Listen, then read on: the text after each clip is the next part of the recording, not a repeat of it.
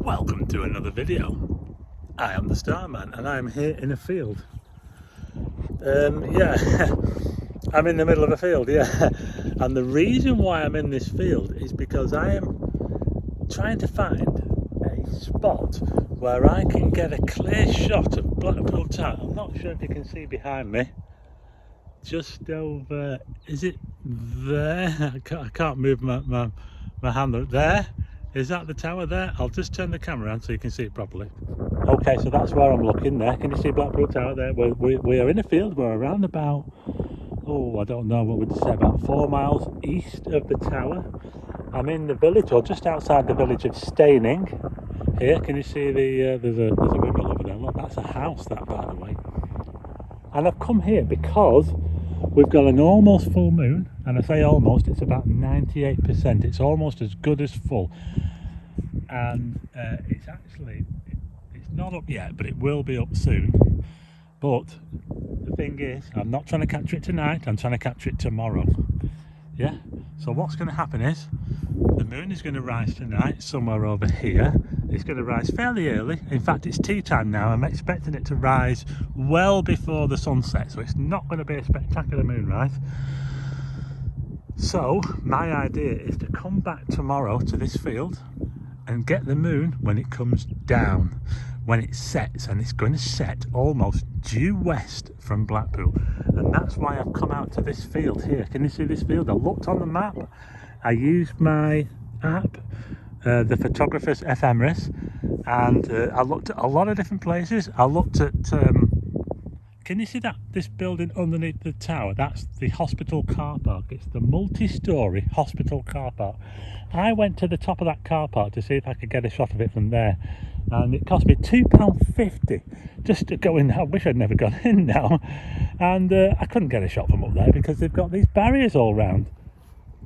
Yeah, so I just wasted £2.50 going into the hospital car park, and it would have been a great place, a great vantage point. But saying that, even when I went to the top of the hospital car park there, which is fairly high up, it's about 6 stories, there was not a clear shot of the tower because you had all the hospital buildings in the way. So it was a bit of a double failure, really. And not only that, but there's cameras all over the place, and I don't think I'd have felt comfortable going up there early in the morning. I need to be here at about 6 o'clock in the morning, and with all these cameras in the car park at the hospital, just felt a little bit weird, and I'm kind of glad that I looked for somewhere else. So I've come out here to Staining. We've got the village of Staining just over there. We've got the house that's in the windmill there, and we've got a nice clear view. Can you see these pylons? Luckily, I can see the tower just underneath the pylons, because these pylons are an absolute pain. The power lines, when they go across your line of sight, especially when you're photographing something from a long way off, there's nearly always power lines in the way. I'll just show you the power lines.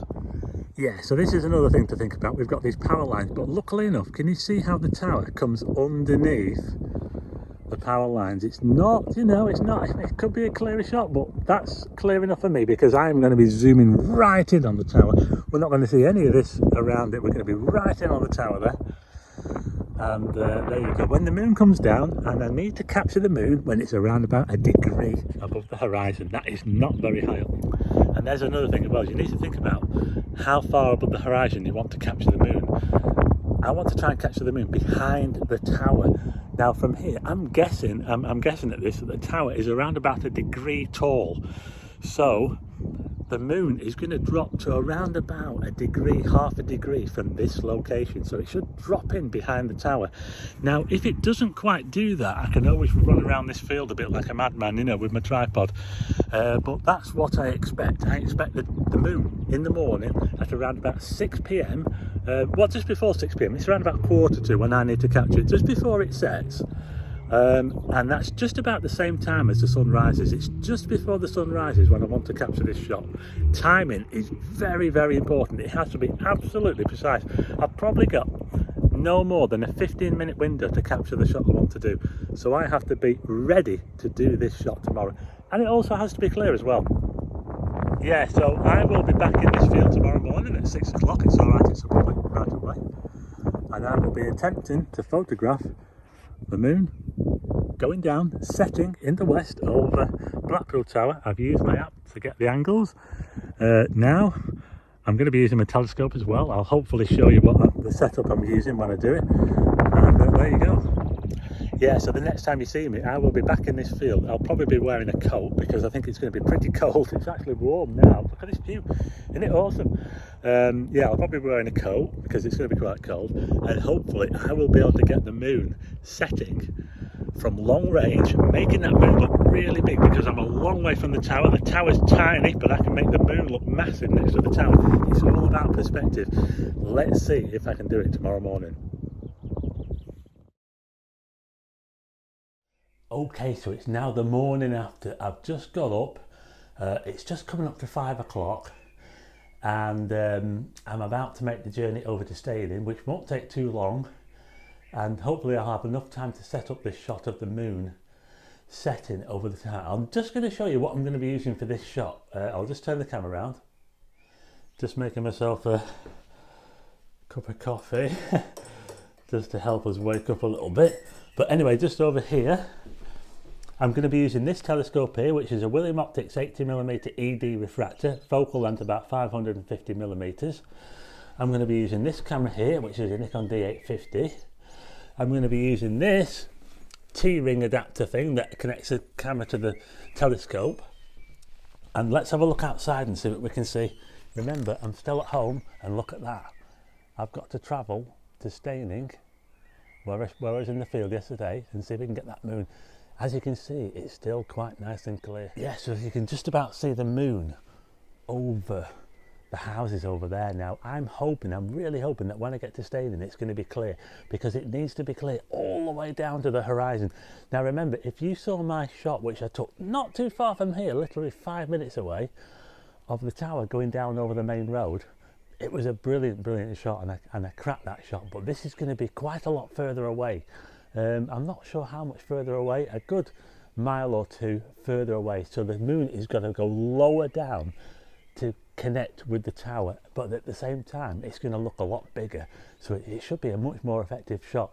I just have to hope that when I get to the location that it doesn't sink into cloud. That's the important thing. Anyway, let's head out to Staying. Right, I've just arrived here in Staying, and things are looking pretty good. This is a Starbucks behind me. I've managed to park just inside this gateway here, which is really handy. All I've got to do is walk a few minutes up there into that field. It's dead easy. There's been a lot harder treks I've had to do to get a shot like this before, put it that way. But anyway, I just want to show you the scene, what I can see now. It's looking pretty good. Okay, so this is what I can see now from the road, and look at that. Can you see the tower there? Just zoom in for you. There you go, look at that. The moon is in a little bit of cloud. Now, whenever I'm doing shots like this, you never know. There could always be cloud just down here. You never know, and it might just disappear. I really hope that doesn't happen today, because I really want to get this shot. Let's hope that we get the moon coming right down behind the tower, or as close as we can get from up here. I'm going to have to do a bit of running around to try and get the ideal shot. But as you can see, we're clear of these power lines because we're close enough to them that we can get underneath them. Sometimes if I was further away, these power lines would be in the way, you see. So that's another thing to think about, but luckily the power lines aren't in our way. So now I'm going to head over this, it is a public right of way as well, which is good. I'm not trespassing on farmers' land or anything like that, so I'm going to head up there now and get set up. Okay, so there's the Starbus down there, and you can see all I've had to do is just hop over these two little style things here to get into the field, and I've just set my camera up here. It's doing a little video, and this is all the space I've got to play with to run around to get this shot if it doesn't quite line up. There it is over there. I'm just going to go to my DSLR now and just talk you through how it looks at the moment. Just the audio might change a little bit, but yeah, we'll do that now, and I'll just show you how it's looking through there. Okay, sorry about the different audio levels. I'm using my DSLR now, of course. I'm just filming the moon now as it comes down. I'm just using my normal lens here, really hoping that that moon doesn't sink into any cloud. It's looking pretty good so far, but it's got some way to go yet, as you can see. It's around about 25 past 5 now. We've got about 20 minutes maybe, if that, before we get the main shot, before touchdown, before it touches the top of the tower. Oh, really hope it it stays clear. It's a little bit of murk there, as you'd expect. You tend to get quite a lot of murk low down. Shooting from a lot further away than the shot where I shot it down the road, Preston Road. If you saw that video, it's a lot more risky, but at least with this shot I have a lot more room to move around. Just look at this. This is another advantage to doing this sort of thing as well. Even if I fail today, which hopefully I won't, but even if I do, how often do you get to hear the dawn chorus in a rural location like this, in the middle of a field? It's almost as if, you know, I'm literally a mile away from Blackpool here.